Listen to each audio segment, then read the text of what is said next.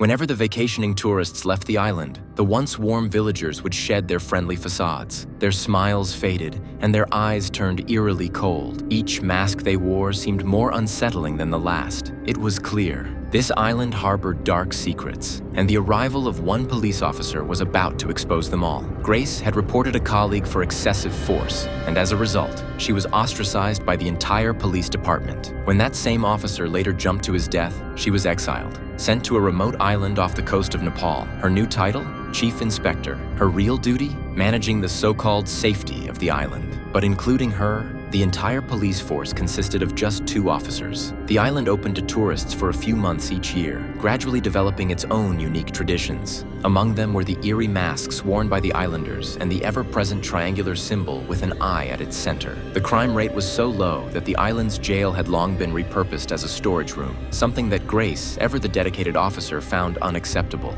As she began clearing out the clutter, a sudden movement caught her eye. A figure sat up from one of the makeshift beds. The man was the island's only doctor, yet he had been locked up for trespassing in someone's storage warehouse. Upon learning that Grace was the new police chief, he wasted no time in telling her that his son had gone missing. The truth was, the boy had been missing for over a year. The former police chief had concluded that the child had secretly followed a group of tourists to the mainland, but the doctor insisted otherwise. His wife had passed away 9 years ago, and aside from himself, the boy had no family left. No reason to leave. He had even checked the ferry's surveillance footage from that time, and his son was nowhere to be found.